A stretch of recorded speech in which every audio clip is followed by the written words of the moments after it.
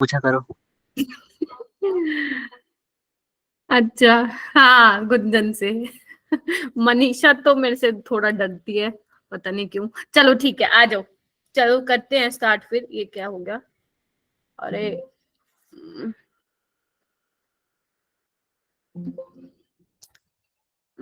एक सेकंड रुकना। स्क्रीन। अच्छा ठीक है।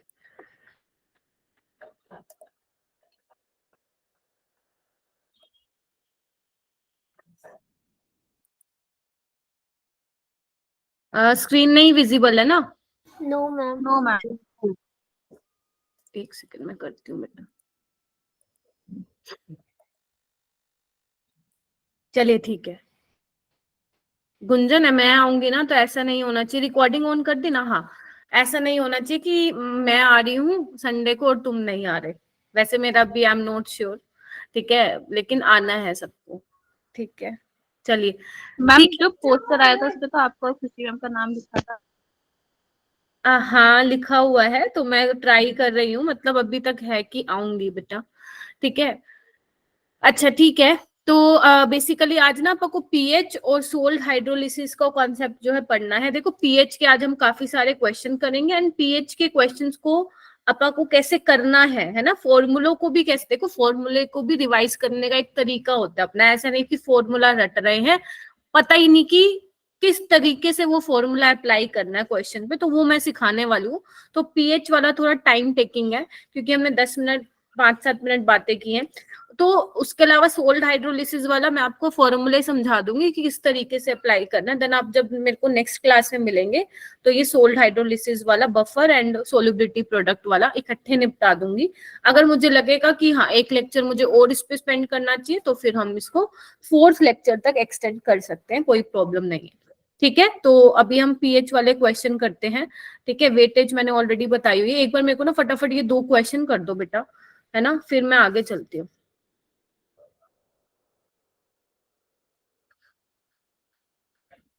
प्रैक्टिकल तो सबके हो गए हैं ना? अभी कोई रहता तो नहीं है जिसके प्रैक्टिकल नहीं हुए? हो गई मैम। एक बार इसको रीड करो बेटा क्वेश्चन को। अच्छा एक रहता है कोमल का। ठीक है ठीक है ठीक है ठीक है।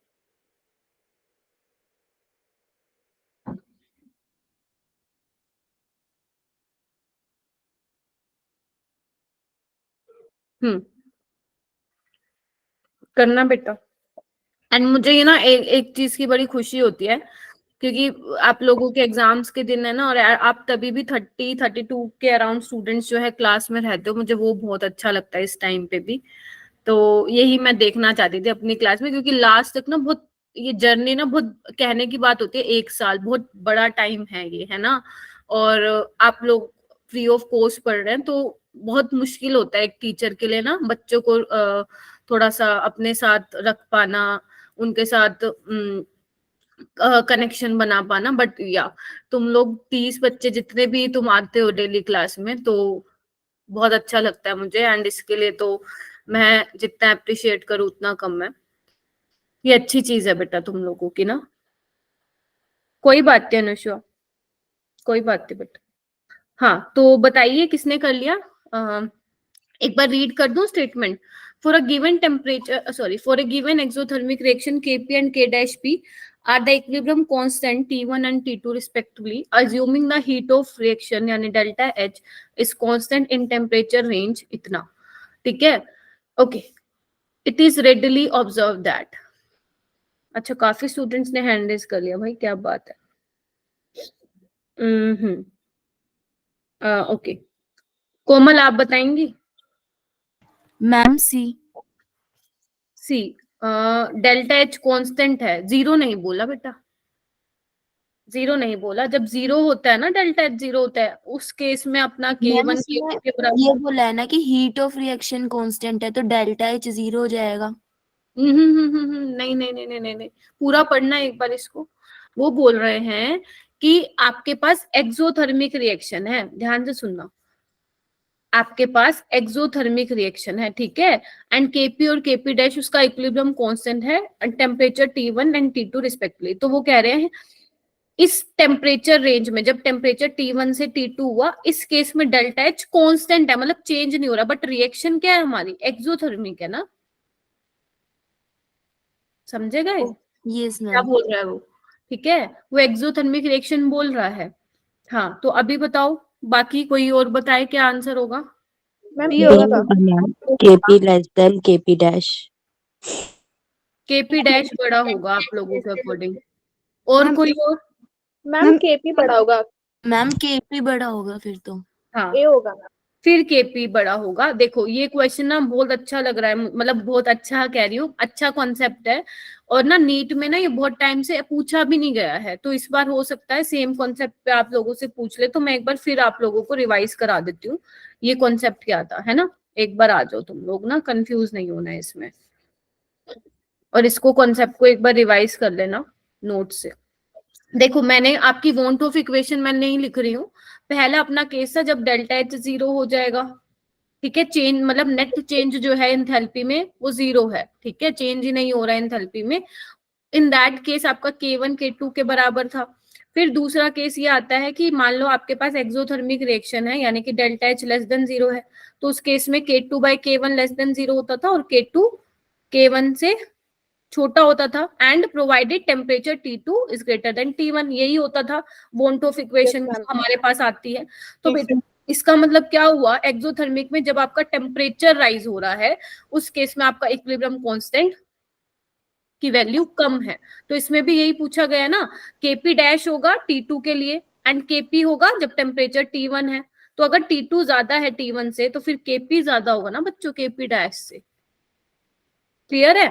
और अगर मैं बोलूं डेल्टा एच ग्रेटर देन 0 है, तो इसमें K2 ग्रेटर देन K1 होगा, एंड T2 तो है ही T1 से ज्यादा, तो मतलब एंडोथर्मिक वाली रिएक्शन में जब हमारा टेम्परेचर इंक्रीज होता है तो इक्विलिब्रियम कांस्टेंट भी इंक्रीज होता है। एक तो ये तीन केसेस आप लोगों को मालूम होने चाहिए, दूसरा आप लोगों को ग्राफ पता होने चाहिए जो मैंने आप लोगों को कराए थे एंडो और एक्सो के लिए, समझ में आ गई।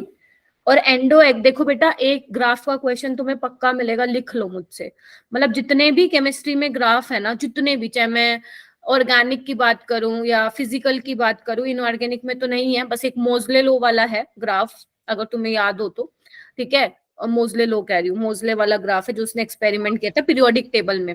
उसके अलावा जितने भी तुम्हारे ग्राफ ऑर्गेनिक में है या फिजिकल में है, वो बहुत इंपॉर्टेंट है, बहुत ज्यादा। एक्सो एंडो वाले जो ग्राफ मैंने बताए थे फिजिकल में, केमिकल काइनेटिक्स में, बेटा म्यूट कर लो एक बार ना खुद को, जिसने भी अनम्यूट किया हुआ है। तो ये वाली सारी चीजें आप लोगों को पता होनी चाहिए। ये वाला क्वेश्चन जब टेल एच ग्रेटर देन होगा 0 से, तो हमारा बी ऑप्शन होता है ना। हाँ, अगर डेल्टा एच ग्रेटर देन 0 होता है then B option is correct, फिर है ना। चलो ये वाला करो,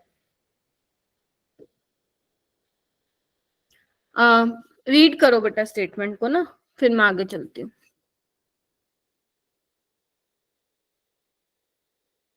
हम इसमें तो एरो लगा ही नहीं है। अच्छा, अरे ये ना MTG ना बड़ी बेकार PDF है, बहुत एरर है। हाँ लगा लो भाई, कंबशन रिएक्शन दी हुई है तुम्हें, अगर इसने डेल्टा एच नहीं भी दे रखा होता ना, फिर भी तुम्हें मालूम होना चाहिए कि कंबशन रिएक्शन एक्सोथर्मिक रिएक्शन होती है बेटा, ठीक है। अच्छा मैंने तो फर्स्ट ऑप्शन ही बता दिया, चलो कोई बात नहीं। Which of the following statement is not true. अच्छा है क्वेश्चन, ऐसे वाले क्वेश्चन आएंगे तुम्हारे, अराउंड 3 to 4 क्वेश्चन आएंगे जिसमें वो बोलेगा which of the following is not correct, correct, ये फलाना फलाना, ऐसी वाली चीजें, ऐसे वाले क्वेश्चन वो पूछता है, ठीक है।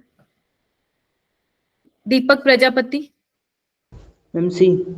सी इज करेक्ट, ठीक है, सी इज करेक्ट, ये दोनों तो करेक्ट है, एक्सोथर्मिक है। ये देखो ना, इधर आओ, at equilibrium concentration of CO2 and water are not equal. हाँ ठीक है ना, इक्वल नहीं है तो चलेगा, मैंने कहा था ना कांस्टेंट होना जरूरी है, इक्वल नहीं भी है तो चलेंगी।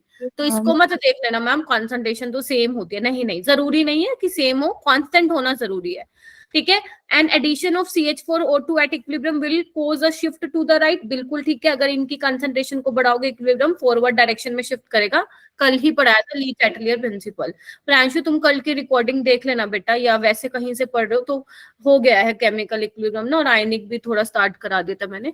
ये गलत है बच्चे, केपी देखो ना, पहली बात है पार्शियल प्रेशर की टर्म्स में लिखते हैं, चलो मान लो इसने कंसंट्रेशन में लिखा हुआ है तो O2 का स्क्वायर होना चाहिए था यहाँ पे, ठीक है, हाँ ठीक है, तो ये इनकरेक्ट हो गया, ये इनकरेक्ट हो गया।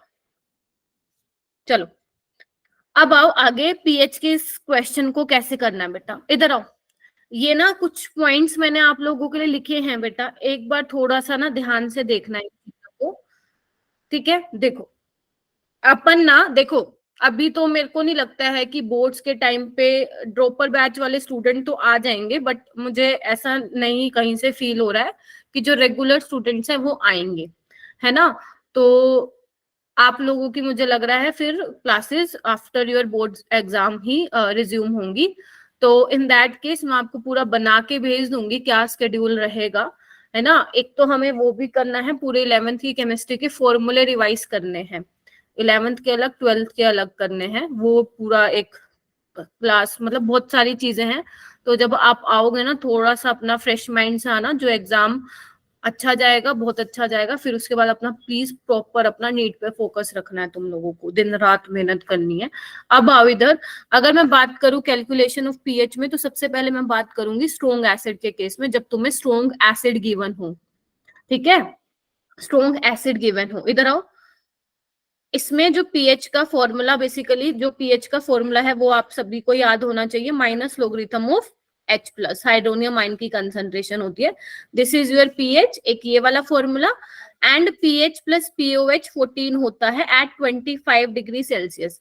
अगर एग्जामिनर ने मेंशन नहीं किया हुआ है कि कौन से टेम्परेचर पे है, तो हम उसको 25 डिग्री सेल्सियस पे ही मान के चलेंगे, क्लियर है ना, ठीक है। एंड पीओएच क्या होता है बच्चों, minus logarithm of hydroxide ion की कंसंट्रेशन, ठीक है। अब देखो कैसे अप्लाई करना है, देखो इधर मैंने एक लाइन लिखी हुई है, फर्स्ट पॉइंट ये बोलता है if concentration is greater than 10⁻⁻⁶। अब 10⁻⁻⁶ से कौन कौन सी बड़ी वैल्यूज हैं, 10⁻2, -2, -3, -4, -5, क्लियर है, -2, -3, -4, -5। इस केस में क्या होगा हमारी, क्योंकि एसिड की कंसंट्रेशन ज्यादा है, क्योंकि हमने एक्वस सॉल्यूशन में बेसिकली हमारा जो मीडियम है, जो वो एक्वस सॉल्यूशन में बेसिकली बनाया है सॉल्यूशन, तो उस केस में जो हमारा H+ आयंस जो वाटर से आ रहे हैं उसको आप नेग्लेक्ट कर सकते हो। कितनी होगी वाटर की कंसंट्रेशन एट 25 डिग्री सेल्सियस, 10⁻⁻⁷, तो वो वैल्यू बहुत कम है इन सबके कंपैरिजन में, then we can neglect the concentration of H+ which is coming from water. तो इस केस में आपको कुछ नहीं करना है, पीएच का फॉर्मूला क्या लगाना है, माइनस लोग ऑफ जो एसिड की कंसंट्रेशन होगी वही डायरेक्ट पुट कर देना। जैसे 10⁻⁻2 के केस में पीएच 2 आएगी, इसके केस में 3, 4, 5, क्लियर है ये वाला पॉइंट आप लोगों को। Yes ma'am. और ये अब नीट में ऐसा आना थोड़े चांसेस कम है, अगर उसको इजी, बहुत इजी बनाना होगा तो वो दे देगा सीधा सीधा क्वेश्चन, बट चांसेस देखो बेटा कम है पहले वाले पॉइंट से क्वेश्चन पूछने का, ठीक है। सेकंड वाला स्टेटमेंट बोलता है कि अगर कंसंट्रेशन लेस देन 10⁻⁻⁶ है बट ग्रेटर देन 10⁻⁻8 है, यानी कि इसमें कौन कौन से आ जाएंगे, 10⁻⁻6 आ जाएगा, 10⁻⁻7 आ जाएगा और 10⁻⁻8 आ जाएगा, ठीक है।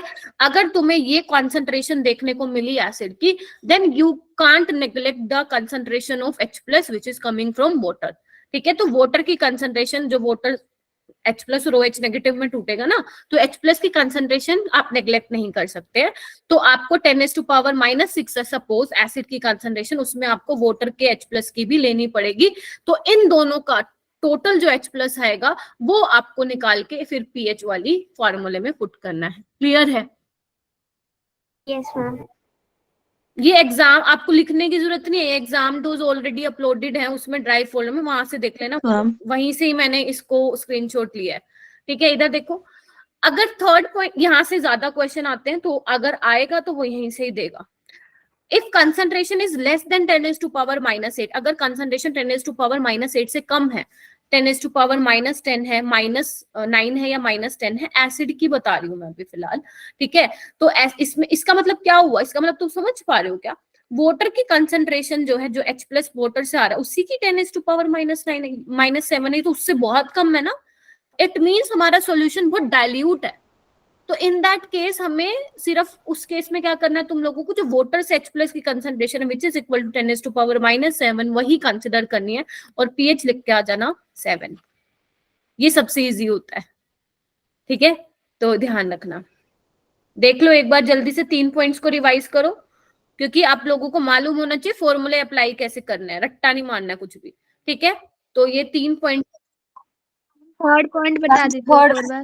थर्ड पॉइंट ये है बेटा कि अगर तुम्हारी कंसंट्रेशन एसिड की, क्योंकि मैं स्ट्रॉन्ग एसिड की बात कर रही हूँ, 10⁻⁻9 या 10⁻10 है, उसके अलावा है, तो क्या होगा, ये सॉल्यूशन बहुत डाइल्यूट है।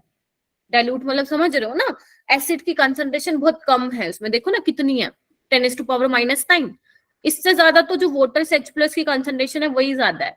तो इन केसेस में हम क्या करेंगे, आप कुछ नहीं करना, जो वाटर से कंसंट्रेशन मिली है सिर्फ उसी को लेंगे एंड पीएच आप डायरेक्ट 7 लिख के आओगे इन दिस केस, ठीक है। अभी तक क्वेश्चन जो ज्यादा पूछे हैं नीट ने वो पहले 2 पॉइंट से पूछे हैं, इससे इतने क्वेश्चन नहीं पूछे हैं, बट यस आप लोगों को पता होना चाहिए।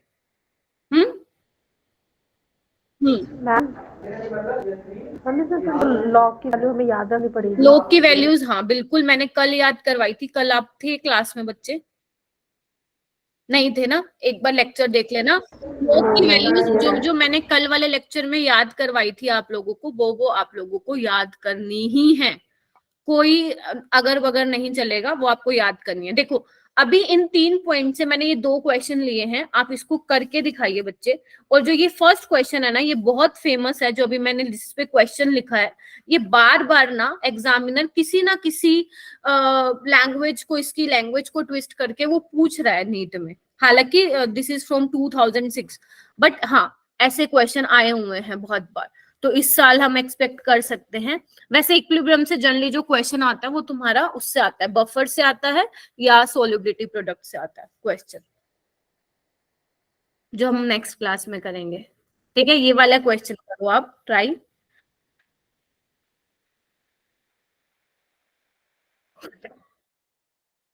एंड अगर किसी ने रट्टा भी मार रखा है तो फिर भी आप सोल्व करोगे बेटा, प्लीज आई रिक्वेस्ट कि सोल्व करना है, चाहे आंसर भी याद हो फिर भी सोल्व करना है आप लोगों को। सोल्व करो। हाइड्रोजन आयन की कंसंट्रेशन है 10⁻⁻8 HCl एक्वस सॉल्यूशन, और KW गिवन है। हालांकि KW की यहाँ जरूरत है नहीं अपने को। करो बेटा, ट्राई करो।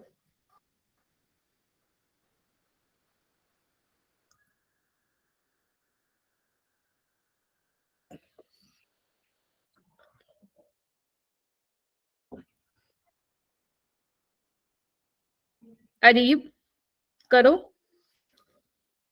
नए नए बच्चे दिख रहे हैं भैया आज मुझे, रक्षा भारद्वाज, मुरारी त्रिपाठी एंड हाँ ये 2 स्टूडेंट्स नए दिख रहे हैं बेटा। करो अलीशा, दीपक, प्रांशु जी करो भाई, तुम लोग, सुंदुस, अच्छा उसने तो कर लिया है, वैशाली, सलोनी करो बेटा, हिमानी, ओके। साक्षी बताना, एक्सप्लेन कर दो जल्दी से। मैम इसमें 10⁻⁻8 मोलर HCl से मिलते हैं, मतलब H+ मिलेंगे 10⁻⁻8, और वाटर से जो आती है 10⁻⁻7। तो 10⁻⁻7 और 10⁻⁻8 को मैंने 0.1 into 10⁻⁻7 लिख दिया, तो मेरा अप्रॉक्स ऑप्शन सी आ रहा है 0.05 into 10⁻⁻7। देखो बच्चों ये क्वेश्चन इजी है, बट मैं इसमें ना कुछ चीजें और ऐड कर देती हूँ ताकि और इससे रिलेटेड क्वेश्चन आए, तो कर लो। अब मेरी पहले तो ना बात ध्यान से सुनना, इसमें वो कैसे पूछ सकता है कि पीएच बता दो। अभी तो इसने हाइड्रोनियम मतलब हाइड्रोजन आयन की कंसंट्रेशन पूछा है, वो पूछ सकता था पीएच भी बताओ। तो पीएच अगर वो पूछता तो बेटा फर्स्ट ऑप्शन ही आपको मिलता 8, क्योंकि 10⁻⁻8 वो फॉर्मूला लगाओगे ना minus logarithm of hydronium ion, तो वो 8 आता, तो ये हो जाता आपका नेगेटिव में। और वो जो एग्जामिनर चाहता था वो कर दिया आपने, है ना, गलती कर दिया। तो बेटा एसिड की पीएच कब से 8 से ऊपर आने लग गई ना, नहीं आती है ना, तो 7 से कम आती है, इसका मतलब लोचा है। ऐसे करके सोचा करो थोड़ा चीजों को ना। तो अगर मैं बेटा यहाँ पे बात करूं, जो HCl की कंसंट्रेशन है वो 10⁻⁻9 है, तो टोटल H+ की कंसंट्रेशन एसिड से आएगी प्लस वाटर से आएगी, ठीक है। तो आप सबसे छोटा वाला ले लो, क्या लोगे यहाँ पे, ये ले लेंगे 10⁻⁻8 कॉमन ले लेते हैं, 1 + 10, ठीक है क्या? चेक करो। Yes ma'am. तो ये हो जाएगा 11 × 10⁻⁸, ठीक है। हाँ जी, और इसको कैसे लिख सकते हो? 1.1 × 10⁻⁷। तो ये तो आंसर आ गया। 15 आई थिंक मैंने 15 सेकेंड्स में कर दिया है, ठीक है। तो सी इसका आंसर आ जाएगा। बट लेकिन अगर वो पीएच पूछता बच्चे तो कैसे निकालते? माइनस लोग, इधर देख लो पूरा अच्छे से, प्लस की consent minus logarithm of H + ion की कंसंट्रेशन वैल्यू पुट करो, माइनस लोगरिथम ऑफ 11 × 10⁻⁸, ठीक है। इसको कैसे लिखोगे? मैं डायरेक्ट लिख रही हूँ 8 - log 11। एक बार करके देखना, आ रहा है क्या? सोल्व करने के बाद मैंने कल कहा था ऐसी स्ट्रेटेजी आप लोगों को लगानी है, याद आ रहा है क्या कुछ? Yes ma'am. बताया था ना मैंने, डायरेक्ट आपको ऐसे लगाना है। चलो मैं ओपन कर देती हूँ अगर नहीं भी बताया, क्योंकि 11th में भी सेम चैप्टर चल रहा है ना, तो हो सकता है उनकी क्लास में बताया हो। तो माइनस बाहर आ जाएगा कॉमन, मतलब माइनस बाहर आ जाएगा, log 11 प्लस -8 log 10, राइट। तो 8 - log 11 आ गया, तो मैंने डायरेक्ट लिख दिया बेटा, ठीक है। चलो मैम अब अब 10 की पावर -1 बचेगा ना? क्या हुआ? मैम आपने जो 10 की पावर -8 कॉमन लिया है, तो 10 की पावर -1 कॉमन बचेगा ना, यानी कि 0.1। आपने कहाँ 10 पे? लिखा है। 10 ही तो होगा ना, -8 + 1 -7 ही होता है।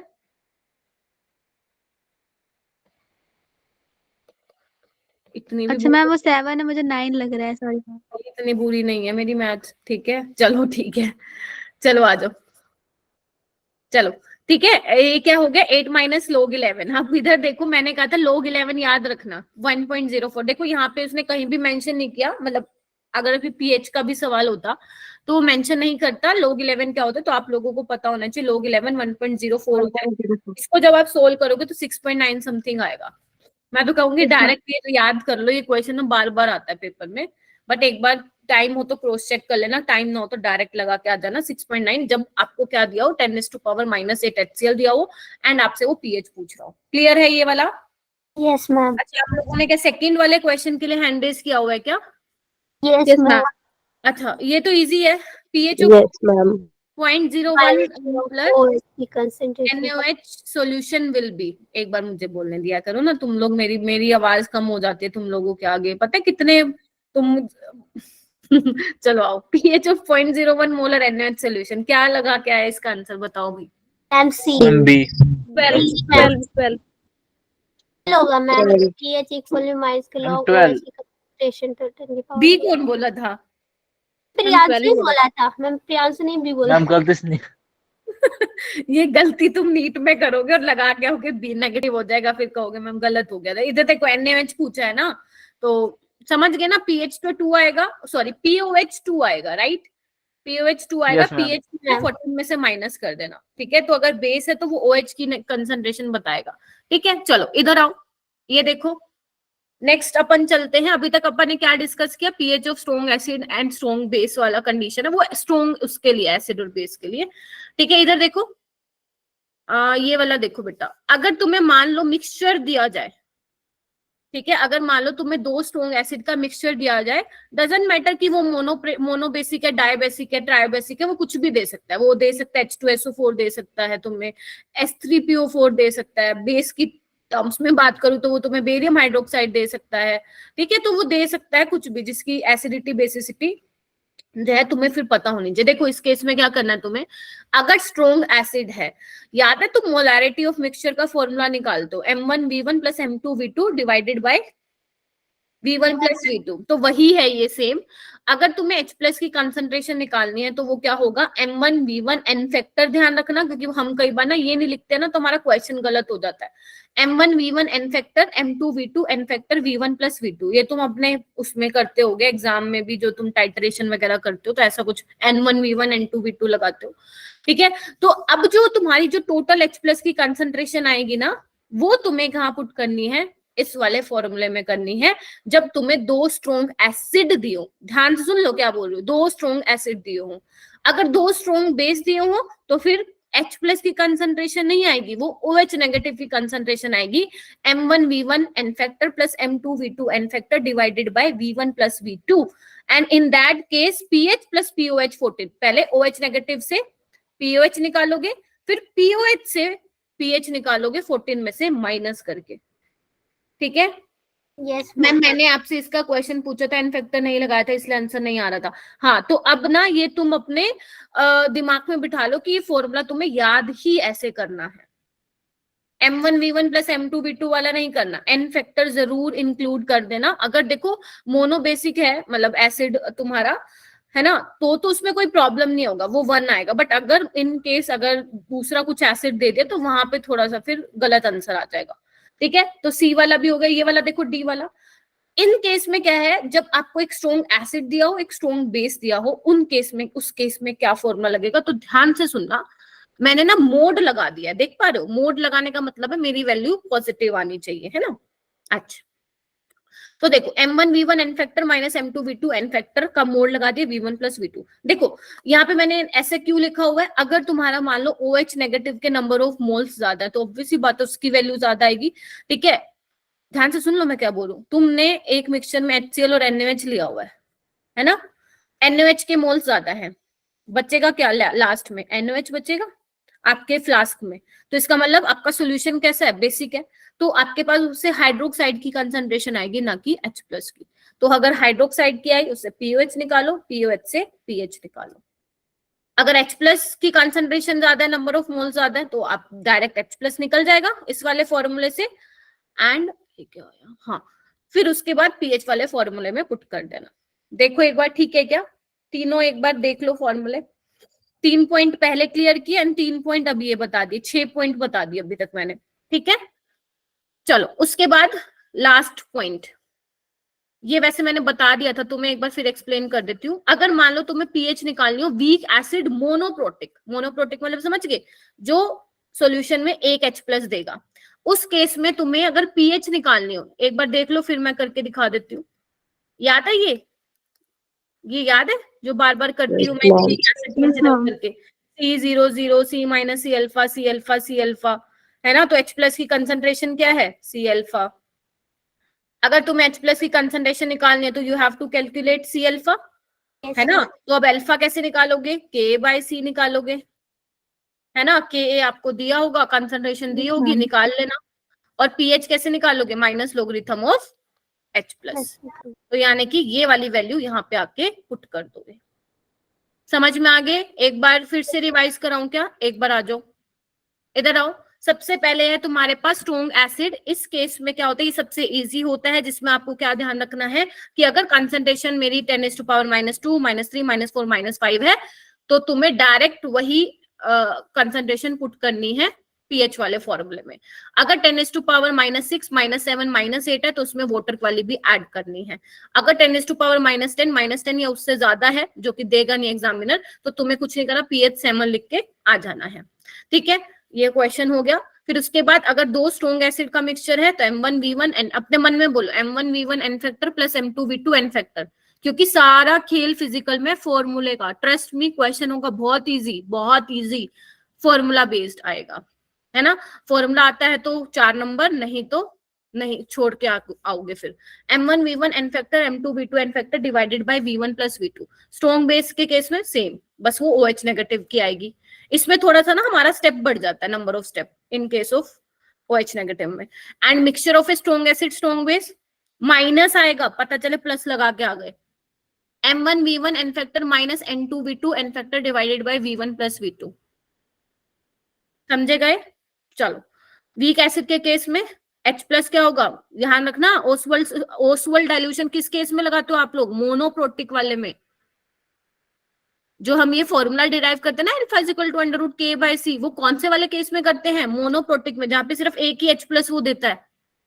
अगर मान लो कोई ऐसा एसिड है 2 H प्लस दे रहा है, तो वहां पे ये फॉर्मूला नहीं आएगा, वो कुछ और बन के आएगा, फिर वो ओसवाल्ड डाइल्यूशन लो नहीं कहलाएगा, क्योंकि ओसवाल्ड डाइल्यूशन लो है ही क्या, alpha is equal to √Ka/C, ठीक है। और आपके नीट में आपको ये वाला, मतलब आपको ये वैल्यू नेग्लेक्ट कर देने, जो हम कहते हैं ना 1 माइनस अल्फा को अप्रोक्सीमेटली 1 ले लो, तो ये लेना है तुम्हें नीट में, वो तुमसे क्वाड्रेटिक इक्वेशन नहीं बनाएगा, मैं बार बार बोल रही हूँ आप लोगों को। ये वाला क्वेश्चन करो आओ।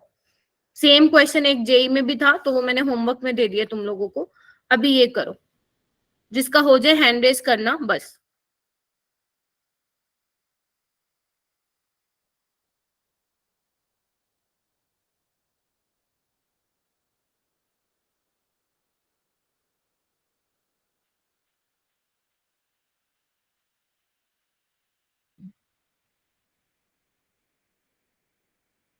अनम है क्या क्लास में? अनम?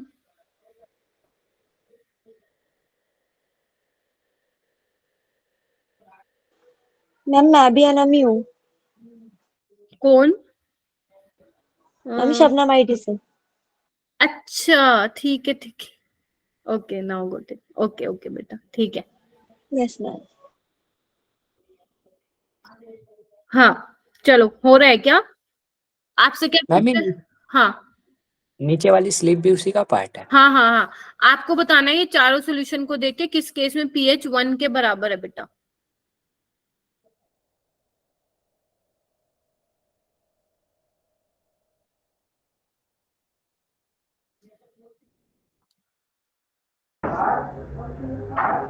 मैम आपका प्रीवियस वाला लेक्चर कहाँ से मिलेगा? प्रीवियस वाला लेक्चर उसी में ही मिलेगा, रिकॉर्डिंग में। वैसे मैंने अभी तक अपलोड नहीं किया, कर दूंगी मैं, कर दूंगी मैं।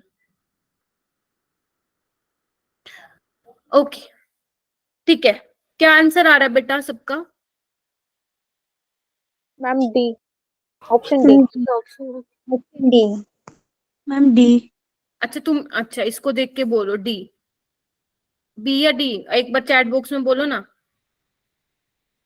अच्छा ये आ रहा है, यानी कि ये आ रहा है तुम लोगों का सी वाला ना। हाँ देखो एक बार, बिल्कुल ठीक है, इधर देखो वही करना है। अब देखो एचसीएल और एनओएच को मिक्स किया इन्होंने, और अभी ज्यादा दूर मतलब 18 में ही पूछा था, और जेई में 2020 में पूछा था, वो तुम्हें होमवर्क में दे दिया मैंने। इधर देखो कैसे करोगे, जो भी मैंने बताया है, M1V1 N factor minus M2V2 n factor. तो 75 क्या हो गया, चलो मोलैरिटी लिख लेते हैं पहले। M1V1 एन फैक्टर क्या लूंगी, बेशक 1 हो फिर भी आप मेंशन करेंगे वो एन फैक्टर, ठीक है, माइनस 1/5 इंटू 25 इंटू 1। तो नंबर ऑफ मोल्स किसके ज्यादा है, मुझे तो दिख रहे हैं HCl के ज्यादा है, तो H प्लस की कंसंट्रेशन ही आएगी यहाँ से, एंड V1 प्लस V2 यानी कि 100। ठीक है, तो ये कितना हो जाएगा, 15 हो जाएगा, और ये 5 हो जाएगा।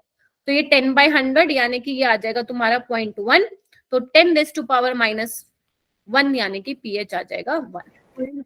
ये तो 0 ही लग रहा है मेरे को, ठीक है। एंड ये भी आंसर नहीं आएगा 16 टू, ये भी करके तो देखना पड़ेगा भी, क्योंकि तुमने मुझे आंसर बता दिया तो मैंने सी वाला सॉल्व किया है। बट अगर ऐसा पेपर में आ जाएगा तो चांसेस हैं कि आपको सारे सॉल्व करके देखने पड़ेंगे। ठीक है, चलूं आगे। ओके ये दोनों क्वेश्चन करो बेटा एक बार। क्वेश्चन नंबर जो भी है ऊपर लिखा है, क्वेश्चन नंबर 2 लगा लो। What is the pH of resulting solution when equal volume of this and this are mixed?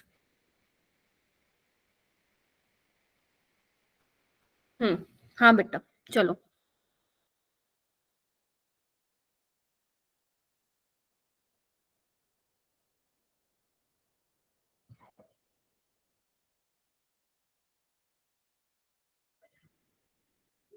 P block अपन ना तुम्हारे बोर्ड के एग्जाम्स के बाद करेंगे, है ना।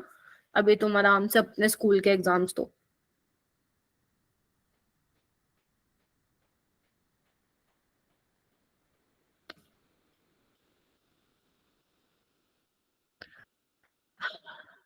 हाँ जी करिए बेटा।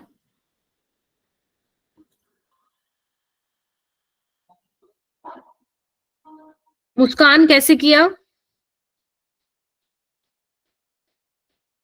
मैम मैम NOH जो है वो पूरा न्यूट्रलाइज्ड हुआ है 1 मोल ऑफ HCl में, तो 0.0 mole of NOH will be completely neutralized by 0.01 mole of HCl।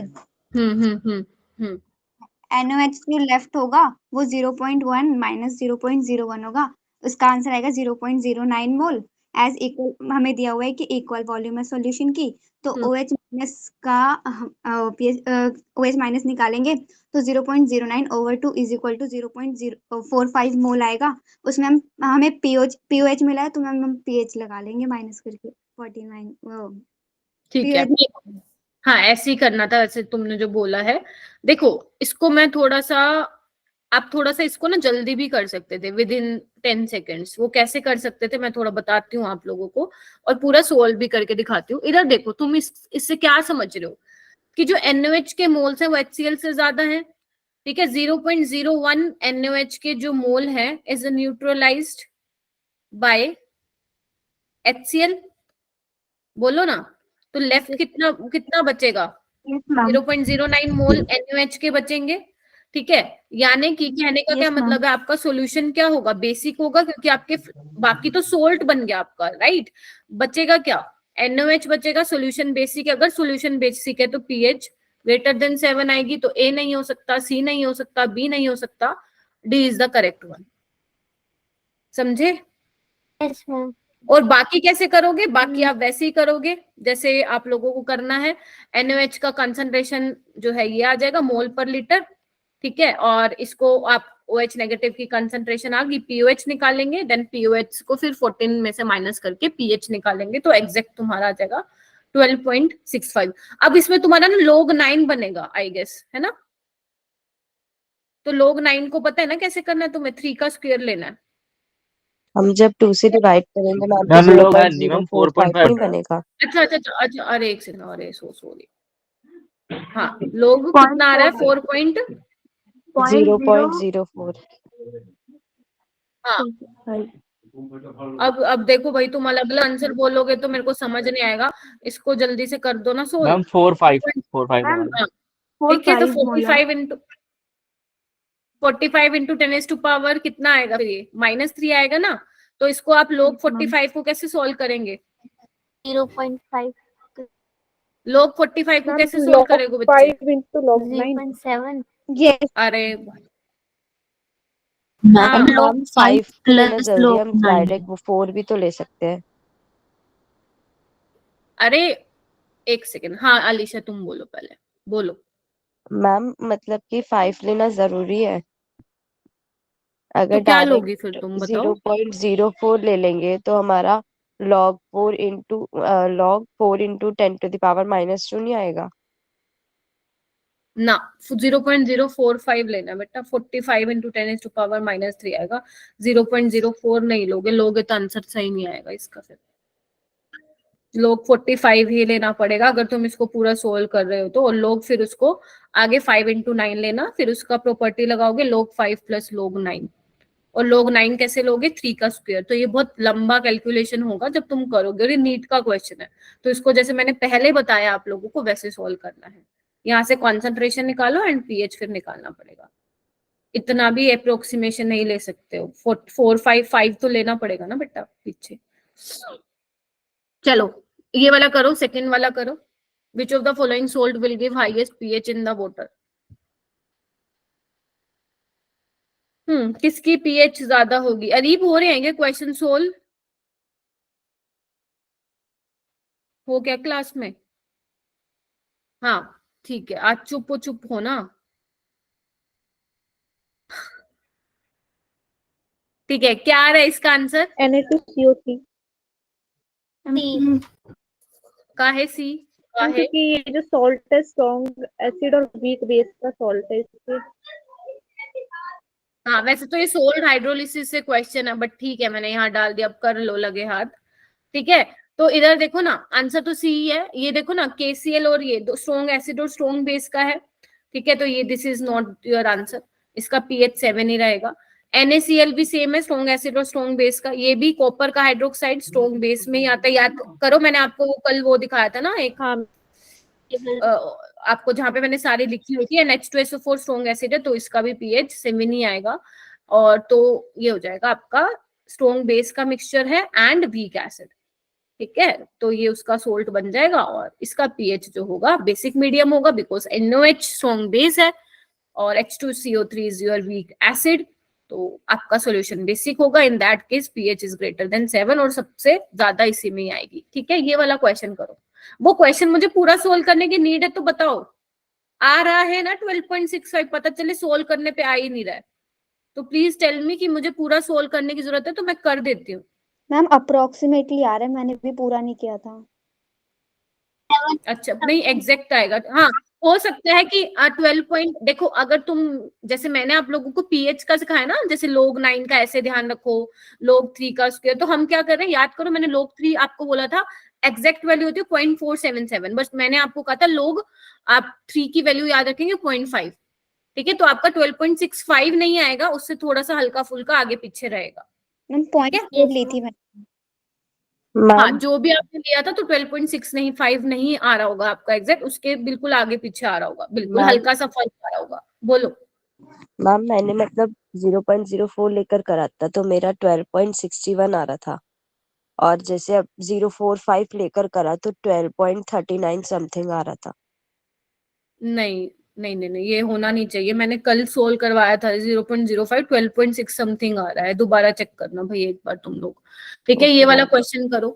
What is the OH negative in final solution prepared by mixing 20 ml of 0.05 कितना दिया हुआ है 0.050 molar HCl with 30 ml of 0.10 barium hydroxide. Okay,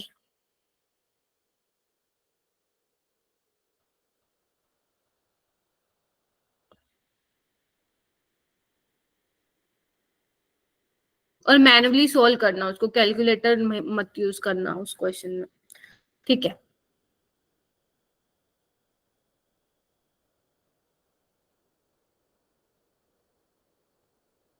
हाँ करो भाई, hand raise करो। आना चाहिए भाई, अभी तक आंसर आ जाना चाहिए था।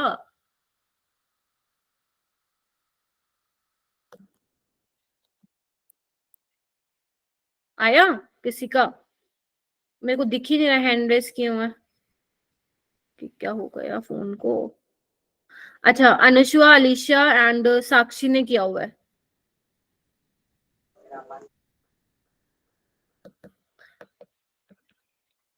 बाकी करो भाई, बाकी भी बैठे हैं भाई मेरी क्लास में। सलोनी एक भी नहीं बताया बेटा। तुम लोग निराश कर देते हो मेरे को बहुत ज्यादा, पढ़ते नहीं हो। कोमल, मैम पॉइंट का ऊपर नीचे हो रहा है। ऊपर नीचे हो रहा है, ठीक है। तो इसमें number of moles I guess barium hydroxide के ज्यादा बनेंगे ना, तो कर लेते हैं फिर 30 इंटू 0.10। इधर आओ, N1V1 n sorry M1V1 N factor, तो एन फैक्टर बेरियम हाइड्रोक्साइड का 2 होगा, -20 इंटू 0.050 इंटू 1 डिवाइडेड बाय 50 लोगे, ठीक है। तो ये 6, ये 1 आ रहा होगा ऊपर ना। मैम पॉइंट यस जाएंगे। 0.1 मैम 2 आ रहा ना ऊपर तो। 0.1 मोलर है। एक Yes, मैं हम निकाल लेती हूँ, आप लोगों 1 के अलग। -3 करके हो जाएगा ना।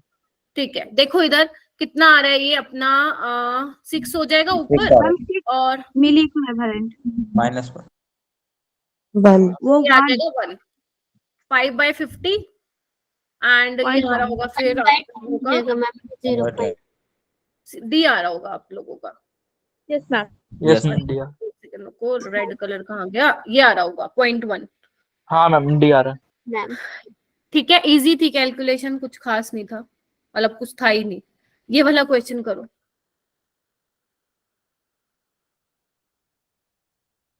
क्योंकि मेरे पास आंसर नहीं है ना, एंड आप लोग मोस्टली बच्चे अलग अलग आंसर बोलते, तो मुझे भी चेक करना पड़ता है भाई कौन सा सही है, नहीं तो फिर आप लोगों के पास PDF में गलत टिक चला जाता है, तो मैम ये गलत टिक लगा हुआ है।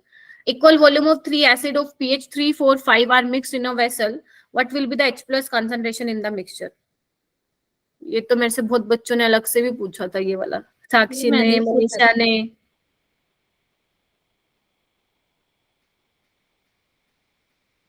मैम इसमें ना 10⁻³ कॉमन ली है, तो मतलब वैल्यू आ रही है। 10⁻4 भी तो ले सकते हैं कॉमन। 10⁻³ है, 10⁻³ बेटा। हाँ मैम माइनस मतलब -3 ली है, तो अगर हम 10⁻4 लेके करेंगे तो भी तो सेम आएगी वैल्यू। सब कुछ सेम आएगा, कहीं ना कहीं उसका पावर का ही गलत किया होगा तुमने आगे पीछे ना। Yes ma'am. चलो कोई नहीं, करते हैं, सोल्व करते हैं यहाँ पे हम। जनरली जो सबसे छोटा नंबर होता है ना उसको कॉमन लिया करो, जैसे 10⁻⁻5 कॉमन ले लेना यहाँ पे, वो ना थोड़ा कैलकुलेशन इजी हो जाती है। हाँ जी निगम, क्या आ रहा है? मैम मेरा सॉल्व नहीं हुआ, हैंड रेज वही है। अच्छा अच्छा अच्छा अच्छा अच्छा, ठीक मैम है। मेरा बताऊं? हाँ बताओ। मैम सी आ रहा है मेरा। सी आ रहा है, एक बार दीपक से भी कंफर्म, बाकी बच्चे भी कंफर्म कर दो क्या आ रहा है। दीपक, मैम कोमल मेरा से। डी आ रहा है। मैम मेरा बी आ रहा है, मेरा भी बी आ रहा है। मैम डी आएगा 1.11 10⁻³ ओके, तो मतलब कुछ गड़बड़ की है फिर प्रांशु। सी आ रहा है तुम्हारा जो, बाकी चेक कर लेती हूँ मेरे मैम को। काई का तो डी भी आ रहा है मैम। अच्छा डी भी आ रहा है क्या? भाई डी तुम मैम लोगों मेरा को डी क्या आ रहा करूं? है। मैं अपना कैलकुलेटर खोल के रखूं क्या? बी बोल रहे हो, बी मतलब सारे आंसर बोल दिए, मतलब ए तो नहीं है फॉर श्योर, क्योंकि किसी का भी नहीं आ रहा है। ओके लेट मी चेक कि क्या आंसर इसका होने वाला है। आ जाओ। अब पीएच दिया हुआ है आपका 3, तो कंसंट्रेशन निकालना पड़ेगा ना। M1V1 10⁻³ V1 को V ले लेते हो क्योंकि इक्वल वॉल्यूम है। 10⁻⁴V plus 10⁻⁵V divided by 3V। ये तो किया है ना डिवाइड, तो V Yes, कॉमन ले लो यहाँ से, ठीक है, डिवाइडेड बाय 3V। तो ये हमारा हो गया कैंसिल। अब यहाँ से मैं 10⁻⁵ कॉमन ले लूं क्या? तो कितना हो जाएगा यहाँ पे 100। मैम ए आ रहा अब तो। अरे भाई 10⁻³ कॉमन ले लेना। मैम मैंने मैम फिर से डिवाइड करना भूल गया मैम। -3 कॉमन लिया था। अरे जिन्होंने जो भी लिया था, मैं तुम लोगों वाला थोड़ी ना लूंगी, मेरे को जो सही लगेगा मैं तो वो लूंगी। आंसर तो सबका सेम आना चाहिए, बेशक मैं निकाल रही हूँ तुम निकालो, अलग अलग कैसे आ रहा है तुम लोगों का। अब कॉमन लेने से मैथ्स थोड़ी ना चेंज हो जाएगी, ठीक है। पता नहीं क्या एक बातें करते डी आ रहा है मैम डी पक्का आ रहा है तो। अच्छा चलो भाई इसको सोल्व करो ना। 10⁻⁻5 ये कितना बन गया अपने अंदर? 111 1 और 3, तो 1 करो भाई, डिवाइड करो इसको। 37 And 3 आएगा तो उसे अप्रोक्स 3.7 into थोड़ा 10⁻⁴ मैं खुद कर लेती हूँ क्योंकि मुझे तो कैलकुलेटर अलाउ है भाई, तुम्हें नहीं है बट मुझे है। तो ये तो डायरेक्ट 37 पे ही गया भाई। तो ये कितना आ रहा है 3.7 इंटू 10⁻⁻⁴। कौन बोल रहा था? डिवाइड नहीं करा था, है मैंने से डिवाइड डिवाइड ही मैम नहीं करा था। 3 से डिवाइड नहीं किया। वाह, फिर अपने आप को चाटे। मैम कॉमन ले लो, मतलब कॉमन से मैथ थोड़ी ना चेंज हो जाएगी, आप कोई भी ले लो। मैंने ये कॉमन इसलिए लिया है क्योंकि जब आप सबसे छोटा वैल्यू 10⁻⁻5 क्या है, सबसे कम ही है ना अगर मैथमेटिकली चलोगे, तो वो कॉमन लेने से क्या होता है ना, अंदर आपका एक नंबर बन जाता है, तो कैलकुलेशन करना थोड़ा सा आसान रहता है। अब तुम पावर में कंफ्यूज हो गए तो इसमें मैं नहीं कर सकती हूँ कुछ। मैंने आपको पहले भी बताया था, आपको क्या करना है, इधर देखो ना, अगर -4 चाहिए ना तुम्हें तो क्या करोगे, आप 10 से मल्टीप्लाई कर दो, 10 से डिवाइड कर दो, तुम्हारा आंसर डी आ जाएगा। कुछ फंसने का था ही नहीं इसमें। मैम यहाँ तक तो ले आए थे हम, पर जो 3 से डिवाइड करना था ना वो लास्ट स्टेप में भूल गए 3 से डिवाइड करना।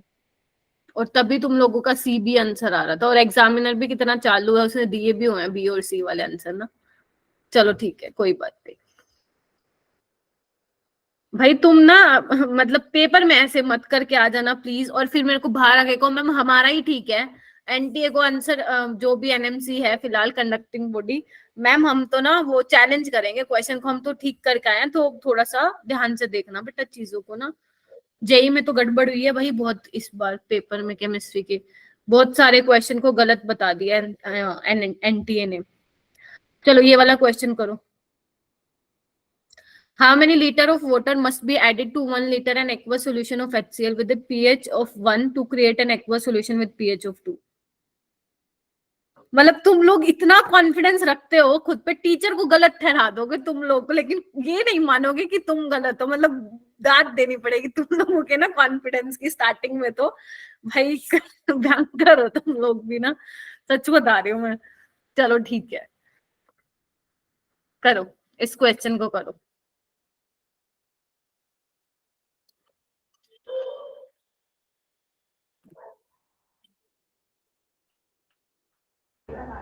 मैम हाँ वंशिका, मैम मेरे को ना मतलब आपकी प्रीवियस सारी लेक्चर आपकी मिली हुई है, मतलब शिवानी मैम सबके तो हैं लेकिन आपके तो शो ही नहीं हो रहे। वो आपके इसलिए, आपको इसलिए नहीं मिल रहे क्योंकि आप मेरी गलत शीट चेक कर रहे हो। वो अभी ना कुछ कितने महीने हो गए, शायद 3-4 महीने से एक नई शीट बनी है क्रैश कोर्स के नाम से। वो डाउट सोल्विंग ग्रुप में मैंने वहां पे ग्रुप डिस्क्रिप्शन में डाला हुआ है, वहां से आपको मिल जाएगा, ठीक है। मैम आपकी भी कोई ऐसी आईडी मतलब बिटली डॉट करके खुशबू मैम ऐसे करके कुछ? हाँ मेरा वो पहले था, मतलब अभी भी है अभी, लेकिन उसमें आपको वो वाले लेक्चर्स नहीं मिलेंगे जो अभी 4 महीने पहले जो मैंने कराए थे। कोई यहाँ पे शेयर कर देगा आपको, कोई भी कर देना प्लीज, आप फिर वहां से ले लेना, ठीक है। हो गया है क्या ये वाला क्वेश्चन? Yes ma'am. मैम इसमें कंसंट्रेशन जो HCl की होगी वो क्या होगी वैसे? ओके, इसमें लिखा क्या हुआ है एक बार दे तू। कंसंट्रेशन pH 1 है ना, तो 10⁻⁻1 होगा ना। -1 लेगी ना मैम? हाँ, क्योंकि pH है ना, तो कंसंट्रेशन 10⁻⁻1 हो जाएगा। हाँ, अंशिका ने कर दिया है, यही है, इसको ओपन कर लेना, उसमें मिल जाएंगे बेटा लेक्चर्स ना आपको। आ रहा है क्या किसी का आंसर? बताओ अब मुझे, आंसर क्या आ रहा है? मैम आ गया। Ma'am D. 9 लीटर। अच्छा, 9 ये लीटर 9 लीटर कॉमन है क्या, या इसमें भी झोल है? नहीं मैम यही है। चलो, ये तो मुझे मालूम था, कल ही कराया था बच्चे को। आ जाओ इधर, 9 ही आएगा इसका आंसर। इधर देखना एक बार, देखो अब इसने बोला है how many litres of water must be added to 1 litre in aqua solution. तो जब भी ये आप लोगों के सामने क्वेश्चन आ जाएगा ना एडेड वाला, जिसमें बेसिकली डाइल्यूशन वाले क्वेश्चन आ जाएंगे, उस केस में तुम्हें M1 V1 M2 V2 वाली इक्वेशन लगानी है बेटा, ध्यान रखना। M1 V1 M2 V2, इधर देखना, how many litres of water must be added to 1 litre of aqua solution. हम मान लेते हैं HCl वाला है, ठीक है, जिसका pH 1 है, यानी कि कंसंट्रेशन यानी कि मोलारिटी 10⁻⁻1 होगी, वॉल्यूम हो गया 1 लीटर, ठीक है।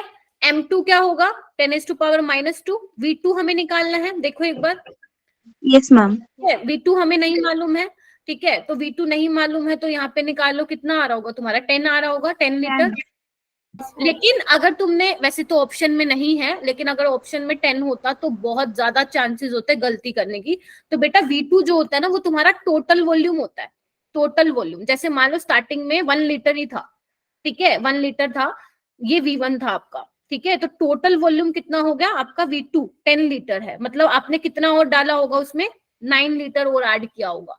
तो यही वो पूछ रहा है, कितना लीटर आप वाटर का ऐड करोगे, ठीक है, कि आपका pH जो है 2 आ जाए, ठीक है, तो आपको 9 लीटर और ऐड करना होगा उसमें। तो ये थोड़ा सा ध्यान रखना, एक क्वेश्चन मैंने तुम्हें होमवर्क में दिया ऐसा ऐसा, समझे गए? अगर यहाँ पे 10 होता ना ऑप्शन में, तो चांसेस रहते आप 10 ही मार्क करके आते, थोड़ा सिली मिस्टेक रहने की गलती होती। तो ध्यान रखना उसने क्या पूछा हुआ है आप लोगों से, कितना पानी ऐड करोगे आप, ये वाला क्वेश्चन करो।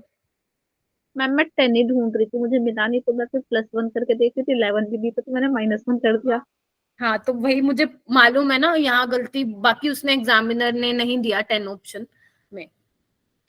ओके, ये वाला क्वेश्चन करो। The pH of the solution obtained by mixing 100 ml of a solution of pH 3 with 400 ml of a solution of pH 4 is।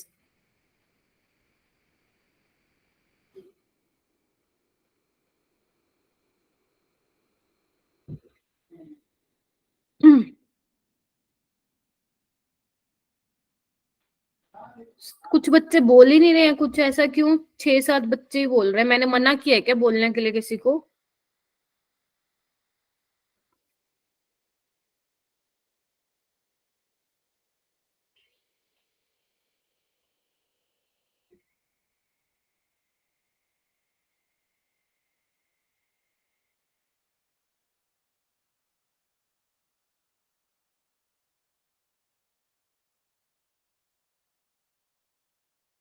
ये ना तो तुम्हारा नीट का PYQ है, ना ही ये तुम्हारा जेई का PYQ है।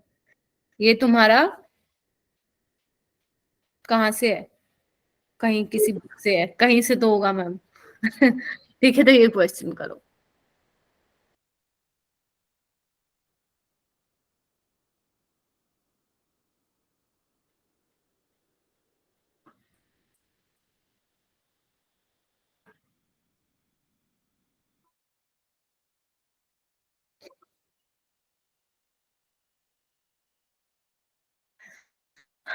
हाँ जी, क्या आ रहा है आंसर? मैम की मैम बार सी सी आ रहा है, 4 minus log ma'am 2.8। 4 - log 2 ma'am C आ रहा है। चलो, कॉमन आंसर आ रहा है, मतलब ठीक ही बोल रहे हो। बाकी मैं चेक कर लेती हूँ, वैसे सी ही होना चाहिए इसका आंसर। 100 ml ऑफ सॉल्यूशन, वही है pH वाला लगाओ, वही फॉर्मूला। एसिड है ना, दोनों एसिड है क्योंकि 7 से कम है, तो 100 × 10⁻³ अब इन्होंने बताया तो है नहीं कि मोनो बेसिक है या डाई बेसिक है, तो भाई हम तो फिर n फैक्टर 1 लेके चलेंगे, प्लस आपका 400 × 10⁻³ डिवाइडेड बाय 500। हाँ, तो इसको सोल्व कर लेना। इसको सोल्व करने के बाद तुम्हारा आ रहा होगा 4 - log 2.8। यस मैम यही मैम आया। 400 इंटू मैम 10 400 इंटू 10 पर माइनस होगा ना? 4 होगा ना। अच्छा ठीक है, Yes, ma'am. आंसर आ गया ना तुम लोगों का, राजी रहो। Yes, ठीक है, ma'am. हाँ Yes, चलो आगे ma'am. चलो। उसके बाद है तुम्हारा common ion effect in ionization of weak acid and bases. इसको थोड़ा सा ध्यान से देखना, इंपॉर्टेंट है। देखो अब क्योंकि हम जो ये डिसोसिएशन कॉन्सेप्ट है ये सब हम वीक एसिड वीक बेस के उसमें ही पढ़ते हैं, हम केसेस में पढ़ते हैं। तो अब देखो ये डिग्री ऑफ आयनाइजेशन क्या है, ये कॉमन आयन इफेक्ट। तो ध्यान रखना बेटा, जैसे मान लो तुम्हारे पास स्ट्रॉन्ग वीक एसिड है ये CH3COH, आपको पता है ये इसका आयनाइजेशन वैसे ही बहुत कम होता है ना। मैं कह रही थी ना अगर 10 मोल इसके लोगे तो ये लगा लो 1 मोल ये डिसोसिएट होगा, बाकी 9 मोल ये इसी फॉर्म में रह जाएगा, याद है। अगर तुम बेटा इसमें सोल्ट डाल देते हो, ये स्ट्रॉन्ग है बहुत, ठीक है, तो ये स्ट्रॉन्ग इलेक्ट्रोलाइट है, तो ये क्या होगा, डिसोसिएट होगा। इसमें तो इसकी कंसंट्रेशन बहुत ज्यादा होगी, किसकी, एसीटेट आयन की। तो एक बात देखो, यहाँ पे भी CH3CO नेगेटिव और इसकी वजह से ये जनरेट हुआ, तो यहाँ पे क्या लगेगा आपका, common ion effect. Common ion है ना यहाँ पे, तो कॉमन आयन इफेक्ट की वजह से क्या होगा कि इसकी कंसंट्रेशन बढ़ जाएगी। और अगर एसीटेट आयन की जो कंसंट्रेशन वो बढ़ जाएगी, तो according to Le Chatelier principle आपकी रिएक्शन, आपका जो इक्विलिब्रियम है वो कहाँ, बैकवर्ड शिफ्ट होगा। बैकवर्ड शिफ्ट होने की वजह से क्या होगा, इसका आयनाइजेशन और कम हो जाएगा। समझ रहे हो ना, जितना ये बनता जाएगा उतना ये पीछे जाता जाएगा। यानी कि इधर सुनो ध्यान से, ये पहले ही वीक इलेक्ट्रोलाइट था, पहले ही वीक इलेक्ट्रोलाइट था, पहले ये मर के इतना दे रहा था, हमें बहुत कम दे रहा था, ऊपर से तुमने डाल दिया कोई स्ट्रॉन्ग इलेक्ट्रोलाइट। कॉमन आयन की वजह से तुमने, कॉमन आयन इफेक्ट की वजह से इसका आयनाइजेशन और सप्रेस कर दिया है, ठीक है। तो this is your common ion effect. और ये कॉमन आयन इफेक्ट कौन से प्रिंसिपल पे बेस्ड है, नीट का प्रीवियस ईयर है, ली चैटलर प्रिंसिपल पे बेस्ड है, ठीक है। जो मैंने ये बोला है वो सब यहाँ पे लिखा हुआ है, इधर देखो। If sodium acetate is added to above solution, concentration of acetate ion increases and the above equilibrium shift in backward direction according to Lee Chatelier principle. ठीक है, ये तो हो गई कंसेप्चुअल क्वेश्चन कि अगर वो यहाँ से पूछा जाएगा। अब बात आती है कि इसके क्वेश्चन कैसे सोल्व करने, और बहुत इजी होते हैं इसके क्वेश्चन। तो एक मैं करा दे रही हूँ, बाकी आप करेंगे, ध्यान से पढ़ना। आपसे पहले पूछा है calculate the degree of ionization, यानी कि अल्फा पूछा है of 0.02 molar acetic acid, concentration दिया हुआ है, Ka दिया हुआ है। तो अभी बाद वाली स्टेटमेंट को मैं बाद में पढ़ूंगी। क्या आप अल्फा निकाल सकते हो K/C करके, 1.8 into 10⁻⁻5 divided by 2 into 10⁻⁻8 -2 sorry, ठीक है। इसको सॉल्व कर लेना आप लोग, अल्फा आ जाएगा, अल्फा आ जाएगा, ठीक है। अच्छा जी, इजी है, अल्फा इजिली सोल्व हो जाएगा। यहाँ पे वो 0.9 पे कैंसिल होगा, 9 इंटू कर लेना तुम, सो दैट वो अंडर रूट आ जाए उसका, ठीक है। अच्छा, उसके बाद उसने पूछा है what would be the degree of ionization if solution also contain, इधर आओ, सॉल्यूशन आल्सो कंटेन, अच्छा 3 इंटू 10⁻⁻2, ठीक है, also contain 0.01 molar sodium acetate. अब देखो ध्यान से, ये क्या था आपके पास, वीक एसिड था, ठीक है मैम, वीक एसिड था, ठीक है। इसकी कॉन्सेंट्रेशन क्या है, अगर इक्विलिब्रियम पे मैं डायरेक्ट लिखूं तो C - C alpha C alpha C alpha, यही लिखूंगी। अब मेरे पास क्या है, सोडियम एसिटेट भी मैंने डाल दिया ऊपर से, ये स्ट्रॉन्ग है बेटा, ध्यान से देख लो, ये स्ट्रॉन्ग है। तो क्या होगा, इसका कितना कॉन्सेंट्रेशन है, ये तो हम मान के चलेंगे ऑलमोस्ट कंप्लीटली आयनाइज हो चुका है, डिसोसिएट हो चुका है। तो 0.01 अगर इसकी कंसेंट्रेशन है तो ये भी 0.01 होगा, हाँ ये ना। तो यानी कि जो टोटल कंसंट्रेशन है अब एसिटेट आयन की, जो टोटल कंसंट्रेशन है एसिटेट आयन की, वो क्या हो जाएगी, C alpha plus 0.01। Are you getting my point, C alpha plus 0.01। लेकिन ये तो पहले ही इतना कम डिसोसिएट हो रहा था, कॉमन आयन इफेक्ट की वजह से इसका आयनाइजेशन और सप्रेस हो गया, मतलब कम हो गया। तो हम इस केस में क्या करते हैं, C अल्फा प्लस 0.01 को अप्रोक्सीमेट कितना मानेंगे, 0.01। ये है इसमें ट्विस्ट, ठीक है। क्या मानेंगे हम, 0.01 मानेंगे। हम ये मान के चलेंगे कि जो सारी एसिटेट आयन की कॉन्सेंट्रेशन है वो कहां से आ रही है, इस सोल्ट से ही हमें मिल रही है। समझेगा कि नहीं समझेगा, बताओ, ठीक है। चलो अब देखो, एक बार मैं नीचे वाला हटा दे रही हूँ क्योंकि मुझे चाहिएगा, ठीक है। अब देखो बेटा, अब आपसे क्या पूछा था, अल्फा ही पूछा था ना, अल्फा ही पूछा है। चलो फिर निकालते हैं हम, इधर देखो एक बार, के क्या हो जाएगा, के क्या हो जाएगा, C अल्फा, इसको मैं 0.01 लिख दूं, और ये क्या हो जाएगा, C अल्फा, और ये C1 माइनस अल्फा हो जाएगा, ठीक है। C से C कैंसिल हो गया, एंड 1 माइनस अल्फा को हम 1 मान के चलते हैं, तो मतलब मेरा ये हट गया, ये हट गया और ये भी, इसको मैं 1 ले लेती हूँ, यानी कि बेसिकली मेरे पास ये बन गया। बोलो हाँ या ना। तो अल्फा क्या आ गया मेरे पास, के ए बाय 0.01 और के तुम्हारे पास है, सिंपल कैलकुलेशन है, सोल्व करना है। यानी कि तुमने इससे क्या सीखा, तो बच्चे जब भी तुम्हारे पास कोई ऐसा क्वेश्चन आ जाए कि तुम्हें डिग्री ऑफ आयनाइजेशन बताना है, जब उसमें कोई स्ट्रॉन्ग इलेक्ट्रोलाइट ऐड कर दे, तो तुम्हें कुछ नहीं करना, ये फॉर्मूला लगा के आ जाना, alpha is equal to K A divided by concentration of common ion species, खत्म। क्योंकि जो सारी की सारी जो कॉन्सेंट्रेशन हमें मिल रही है, हम ये मान के चल रहे हैं वो सारी की सारी सोल्ट से मिल रही है। क्लियर हुआ? तो देखो मैंने डायरेक्ट ये कर दिया इसमें सोल्ट, ठीक है ma'am. Concentration of common ion देंगे। हाँ, यहाँ पे लिख लो, मैं लिख देती हूँ। यहाँ पे देखो ये वाले क्वेश्चन में करो इसको सोल्व, मैं जब तक लिख लेती हूँ। अगर मान लो कॉमन आयन कुछ अलग से तुमने इलेक्ट्रोलाइट स्ट्रॉन्ग डाला हुआ है, तो कॉमन आयन इफेक्ट की वजह से जो डिग्री ऑफ डिसोसिएशन होगा आयनाइजेशन, उसमें डायरेक्ट ये ध्यान रखना, जो नया वाला डिग्री ऑफ आयनाइजेशन है वो के ए डिवाइडेड बाय जो कंसंट्रेशन होगी कॉमन आयन की, वो आपको वैल्यू यहाँ पे पुट करनी है। बस नीट में यहाँ तक ही जाते हैं, ज्यादा क्वेश्चन भी इससे नहीं आए हुए हैं, बट एनसीईआरटी में है ये वाला क्वेश्चन, तो अगर उसने पूछना हुआ तो डेफिनेटली वो पूछ सकता है, और इससे ज्यादा आपको नहीं करना है फिर, ठीक है। एक बार देख लो बेटा ये वाला क्वेश्चन जो भी मैंने कराया है, अगर ये समझ में आ गया तो नेक्स्ट वाला क्वेश्चन सोल्व करने की कोशिश करो, ठीक है। टाइम भी हो रहा है हमारा।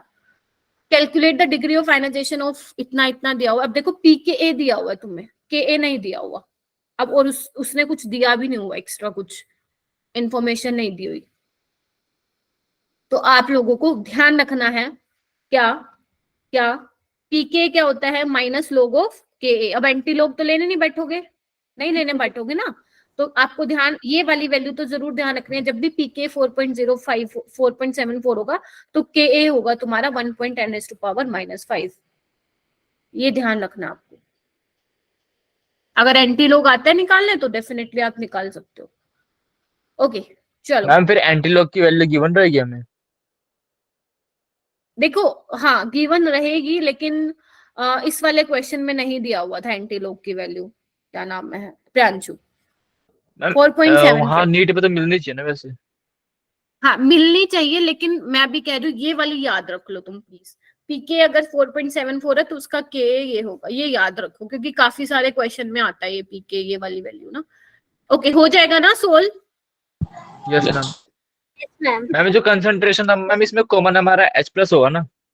हाँ, तो अगर मैं नया वाला अल्फा डैश निकालू, पुराने वाला तो तुम सिंपल के बाय सी करके निकाल लेना, बट मैं ये वाला निकालू जब उसमें तुमने HCl भी डाल दिया, तो के क्या है 1.8 × 10⁻⁻5, और कॉमन आयन क्या होगा इसमें H+ होगा, तो उसकी कंसंट्रेशन मैं यहाँ पे पुट कर दूंगी। तो 1.8 × 10⁻⁻, कितना हो जाएगा 10⁻⁻3, ये आंसर आ जाएगा। सिंपल ऐसे करना है, कुछ ज्यादा इधर उधर नहीं घूमना है तुम लोगों को। और ये तो मैंने एक एनसीईआरटी का सवाल दिया, ये भी तुम्हारे एनसीईआरटी में है, और जो भी तुम्हें मिले, क्योंकि ना इसके में एनसीईआरटी के क्वेश्चंस भी देखे हैं मैंने, इक्विलिब्रियम वाले चैप्टर के और थर्मोडायनेमिक्स के। आपके कई बार उनमें से कुछ क्वेश्चन डायरेक्ट नीट में पूछे हुए हैं, जिसमें कैलकुलेशन वाला पार्ट इजी है। तो एज आई ऑलवेज से कि एनसीईआरटी को करना है। इधर आओ, अब मैं तुम्हें करा नहीं रही हूँ, तुम्हें मैं फॉर्मूलाज बता रही हूँ कैसे रट्टा मारना है, ठीक है। फिर हम क्वेश्चन करेंगे कल वाली क्लास में, मतलब जब भी हम मिलेंगे। अब इधर देखो, देखो अब हम बात करते हैं सोल्ट हाइड्रोलिसिस। तो बेसिकली तुम्हारे इसमें आयनिक इक्विलिब्रियम में 5 इंपॉर्टेंट टॉपिक हैं। Theories of acid base, pH वाले सवाल, salt hydrolysis, buffer solution and solubility product. तो अभी तक हमने 2 ही कवर किए हैं, पीएच और थ्योरीज वाला, राइट। अभी हमारे 3 और रहते हैं। तो अब देखो सोल्ट के हाइड्रोलिसिस में क्या, तो आपको बेसिकली कितने टाइप के सोल्ट डिस्कस करने हैं, होते तो 4 टाइप के। इधर देखो, वीक एसिड स्ट्रॉन्ग बेस का सोल्ट करना आपको, ठीक है, वीक बेस स्ट्रॉन्ग एसिड का सोल्ट करना है, and weak acid weak base का सोल्ट पढ़ना है हमें। एक होता है स्ट्रॉन्ग एसिड स्ट्रॉन्ग बेस, ये आपको नहीं करना है, इसमें पीएच 7 ही रहती है, क्योंकि ये मतलब क्या बोलते हैं, इसका हाइड्रोलिसिस नहीं होगा स्ट्रॉन्ग एसिड स्ट्रॉन्ग बेस का, क्योंकि दोनों ही स्ट्रॉन्ग है। तो हमें बेसिकली ये तीनों पढ़ने हैं। क्लियर है ये वाली चीज? ठीक है, तो सबसे पहले आओ कैसे रट्टा, क्योंकि ये बहुत जरूरी है आपको करने। तो पहले मेरी बात सुन लो, मैं क्या बोल रही हूँ आपको। जो इसके क्वेश्चन होते हैं, जो बफर के सॉल्यूशन होते हैं, यहीं पे बच्चा खाता है मात, क्योंकि दोनों के जो क्वेश्चन होते हैं बिल्कुल सेम होते हैं, डिट्टो कॉपी। बट वहां पे हमें ये डिसाइड करना पड़ता है कि ये वाला जो फॉर्मूला है इसमें हाइड्रोलिसिस वाला लगेगा या बफर वाला लगेगा।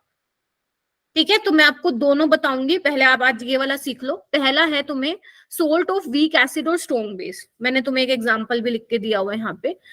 ये वाली चीज ध्यान रखना मेरे बेटा, सेम अमाउंट होनी चाहिए CH3COH और NOH, समझ रहे हो? सेम अमाउंट का मतलब क्या है कि जितना तुम्हारा एसिड होगा उतना बेस होगा, दोनों एक दूसरे को न्यूट्रलाइज कर देंगे, तो आपके पास सॉल्यूशन में क्या बचने वाला है? सोल्ट बचने वाला है। और हम पढ़ क्या रहे हैं? Hydrolysis of salt. अगर जब मैं बफर सॉल्यूशन तुम्हें कराऊंगी, अगर थोड़ा सा मैं तुम्हें आइडिया दूं, तुम एसिडिक और बेसिक बफर पढ़ते हो राइट, एसिडिक बफर का थोड़ा आइडिया दूं, वो क्या होता है? वीक एसिड, और वीक एसिड स्ट्रॉन्ग बेस का सोल्ट होता है। तो उसमें कंसंट्रेशन सेम नहीं होनी चाहिए, क्योंकि उसमें सॉल्यूशन में एंड में सारी रिएक्शन करने के बाद तुम्हारे सॉल्यूशन में एसिड भी बचना चाहिए, वीक एसिड, और सोल्ट भी बचना चाहिए। थोड़ा समझ रहे हो मैं क्या बोलने की कोशिश करूं? अगर ये चैप्टर थोड़ा पढ़ा है तो थोड़ा समझ में आ रहा होगा, अगर नहीं भी समझ में आ रहा तो पहले ये वाला कर लो तुम। ठीक है, तो यानी कि हमें क्या लेना है? सेम अमाउंट होना चाहिए एसिड का और बेस का। अगर नहीं है तो कौन से फॉर्मूले लगेंगे? बफर वाले। ठीक है, मतलब जितना तुमने एसिड लिया, जितना तुम NaOH लोगे, दोनों ही न्यूट्रलाइज कर हो जाएंगे, कुछ नहीं बचेगा, सोल्ट बचेगा। और यही तो हम पढ़ रहे हैं, हमें उसी की हाइड्रोलिसिस करवानी है। ठीक है, अच्छा अब ये KH क्या है बेटा? जैसे हमारा एसिड डिसोसिएशन कांस्टेंट होता था, KW होता था, ऐसे ही हाइड्रोलिसिस कांस्टेंट है बेटा। जो वीक होता है ना वो हमेशा डिनोमिनेटर में आता है, रट्टा मारो आज के आज ही। KW/K, KW क्या है? वही ionic product of water 10⁻⁻14 at 25 degree Celsius. जो वीक है वो नीचे आएगा, जो वीक है वो नीचे आएगा, KW/K, खत्म कहानी। ये करने की जरूरत नहीं है, H+ करने की जरूरत नहीं है, याद है तो ठीक है, वरना छोड़ो। ये क्या है मैम? अल्फा क्या होता है? Degree of ionization. H क्या है? Degree of hydrolysis. ध्यान रखना, अपने मन में रिवाइज करो। KH में अंडर रूट नहीं होता है, H में अंडर रूट होता है। कुछ नहीं करना तुम्हें, इधर देखो, सिंपल वही फॉर्मूला लिखो, अंडर रूट चिपकाओ, K को C से मल्टीप्लाई कर दो। C क्या? कॉन्सेंट्रेशन, खत्म। एक ये ध्यान रखना है, एक ये वाला। pH क्या होगा मैम? जब भी तुम्हारा स्ट्रॉन्ग बेस होगा, स्ट्रॉन्ग बेस अच्छा है, सारा पॉजिटिव होगा। कैसे? Half into PKW plus log C plus PKA। PK हम किसका इंक्लूड करेंगे? जो वीक होगा, जो वीक होगा। अभी जल्दी से लर्न करो इसको। हाफ ऑफ PKW, PKW क्या होगी वैल्यू? 14 फिक्स रहेगी ना 25 डिग्री सेल्सियस पे। log C आपको दिया जाएगा, PK दिया जाएगा, pH निकाल लोगे। समझेगा कि नहीं? और मान लो H+ निकालने के लिए बोले तो तुम H+ भी निकाल लोगे। क्लियर? अच्छा, दूसरा सोल्ट है वीक बेस का और स्ट्रॉन्ग एसिड का। एग्जाम्पल मैंने लिखा हुआ है। अब वीक बेस है तो डिवाइडेड में क्या आएगा? KB, KH is equal to KW/KB। H में अंडर रूट आता है, यानी कि KW/KB इंटू C, खत्म। ये वाला करो, ये वाला करो। pH में क्या होगा? स्ट्रॉन्ग एसिड, भयंकर एसिड, खतरनाक, माइनस कर देगा सबको। Half into PKW minus log C minus PKB, जो वीक होता है उसी का हम लेते हैं। हो गया? कर लिया? रट्टा मार लिया? हाँ जी बोलो। H+ की कंसंट्रेशन में KW अपॉन में KB.C नहीं होगा? C नीचे नहीं आएगा? कहाँ पे? इसमें H+ के फॉर्मूले में। H+ यहाँ पे बोल रहे हो क्या मेरे को? Salt of weak base and strong acid में? Yes ma'am. एक बार चेक कर लेना प्लीज, NCERT से एक बार कर लेना, क्योंकि अब मुझे पूरा वो डिराइव करना पड़ेगा। एक बार वो चेक कर लेना, ठीक है? आपको H+ ध्यान नहीं रखना है, आपको KH, H और pH ध्यान रखना है बस। ठीक है, चलो आगे चलते हैं। ये देखो, salt of weak acid and weak base. अब देखो हमारे पास क्या है? एसिड भी वीक है, बेस भी वीक है, तो डिवाइडेड में क्या आएगा? Ka into KB। तो KH क्या होगा? KW/K into KB। H+ को नहीं करो, छोड़ दो इसको। pH क्या होगा? अच्छा एक वो रह गया हाइड्रोलिसिस, डिग्री ऑफ हाइड्रोलिसिस, वो क्या होगा? KW/K into KB। ध्यान रखना कंसंट्रेशन पे डिपेंड नहीं करता। नीट का पीवा जेई में आया था शायद कि salt of weak acid and weak base में जो आपका डिग्री ऑफ हाइड्रोलिसिस है, क्या वो कंसंट्रेशन पे डिपेंड करता है? नहीं करता है। क्यों? क्योंकि KW/K इंटू KB होता है, right? And what about pH? Half of PKW, PK minus PKB। देख रहे हो? log C नहीं है, गायब हो चुका है, वो गायब हो चुका है वो, प्लस PK माइनस PKB, ये याद रखना है। क्लियर है? And what about strong acid strong base? No hydrolysis, pH is equal to 7, always neutral at 25 degree Celsius, at 25 degree Celsius. ये रे NaCl, BaCl2, Na2SO4, KCl4 बहुत सारे होते हैं। ठीक है, तो हमें मेन कौन सा ध्यान रखना है? 3 ध्यान रखने हैं, और ये तुम्हारा कंसेप्चुअल बन सकता है नीट में अगर पूछ ले तो, कि पीएच क्या होगी। तुम्हें ऐसा कुछ सोल्ट दे देगा तो पहचान लेना, अगर वो स्ट्रॉन्ग एसिड स्ट्रॉन्ग बेस का सोल्ट है। अगर टेम्परेचर तुम्हें नहीं दिया हुआ तो 25 कंसिडर करना, पीएच होगा 7, ऑलवेज न्यूट्रल। ठीक है जी। अच्छा, तो इनको रट्टा मार के आना भाई, कल मैं बता दे रही हूँ आपको, और बफर वाले भी करके आना। अगर नहीं करके आओगे तो बफर वाले मैं क्लास में करवाऊंगी, डोंट वरी, क्योंकि ये क्वेश्चन करने हैं। हालांकि ये तो कम क्वेश्चन अभी यहाँ पे, इसमें 4-5 और ऐड करूंगी। ठीक है, तो ये प्लीज रिवाइज करके आना।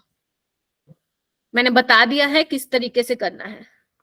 ठीक है, ओके। अटेंडेंस लग चुकी है भाई तुम लोगों की। ठीक है, आप प्लीज मुझे ये बता दो अब जल्दी जल्दी से, क्योंकि मेरी आगे है क्लास। मैम आपने कैलकुलेशन ऑफ पीएच बताई थी स्ट्रॉन्ग एसिड सोल्यूशन में। कंसंट्रेशन अगर 10⁻6 मोलर से ज्यादा होगी तो pH minus log of acid concentration लेंगे, और कंसंट्रेशन अगर 10⁻6 से कम होगी तो हम H प्लस जो वाटर से आ रहे हैं उसको नेग्लेक्ट करेंगे। एक मिनट का टाइम है, जितना बोलना बोल लो। 1 minute pH is equal to minus log H plus होगी, और कंसंट्रेशन अगर लेस देन 10⁻8 होगा तो हम वाटर की कंसंट्रेशन कंसीडर करेंगे सिर्फ पीएच 7 होगी, और डाइल्यूशन ऑफ वाटर जब ऐड करेंगे तो उसमें M1V1 is equal to M2V2 लेंगे। फिर आपने क्वेश्चन कराए थे, फिर pH of mixture of 2 strong base में आपने OH माइनस का कराया था M1V1 plus N factor plus M2V2 N factor upon V1 plus V2, और pH of mixture 2 strong acid में कराया था H प्लस की M1V1 N factor plus M2V2 N factor upon V1 plus V2, pH is equal to minus log H plus. और जब mixture of strong acid strong base में आया था तो M1V1 NF फैक्टर का मॉड लिया था अपॉन V1 प्लस V2। फिर आपने pH of weak acid monoprotic solution कराया था, यूज ऑसवाल्ड डाइल्यूशन यूज करेंगे, और H प्लस की वैल्यू C अल्फा होगी, फिर उसकी हम pH minus log H plus में रखेंगे C अल्फा की वैल्यू। फिर आपने क्वेश्चन कराए थे, और फिर आपने कॉमन आयन इफेक्ट बताया था जो लीचेटली प्रिंसिपल पे है, और कॉमन आयन होने की वजह से जो बैकवर्ड में रिएक्शन जाती है और रिएक्टेंट की कंसंट्रेशन सप्रेस हो जाती है। फिर आपने क्वेश्चन कराया था, और फिर सॉल्ट हाइड्रोलिसिस बताए थे। एक सांस में बोल गई साक्षी, पानी पी लेना। वेल डन, वैसे बहुत बढ़िया। ठीक है, तो ये वाले फॉर्मूलेज देखो अच्छे से करने, क्योंकि और फॉर्मूलेज को ना रट्टा तो ठीक है, वो तो हमें लर्न करना ही है, वो तो एक है चीज अलग, लेकिन अपन को ये भी याद रखना बेटा जो उसमें दिया हुआ है ना, जो टर्म्स हैं वो क्या क्या है। पता चले फॉर्मूला तो आ गया हमारे पास, बट हमें पता ही नहीं उसको अप्लाई कैसे करना है। तो वीक एसिड स्ट्रॉन्ग बेस करके आना है आपको KH का करके आना है, आपको H का करके आना है, एंड और कौन सा इसमें वीक बेस स्ट्रॉन्ग एसिड का, और वीक एसिड वीक बेस का। ठीक है, तो ये वाली चीज जो है वो आपको थोड़ा सा ध्यान रखनी है। ठीक है, ओके, तो आज के लिए इतना बहुत है, एंड ये कुछ होमवर्क है बेटा, कर लेना इसको। ठीक है, ये आपके होमवर्क है, याद ही दे दिया मैंने, अराउंड 17 क्वेश्चन है। ठीक है, और कंटिन्यू करेंगे इसी के साथ, आयनिक इक्विलिब्रियम के साथ ही अपन कंटिन्यू करेंगे। एंड अब मुझे ये जरूर बता देना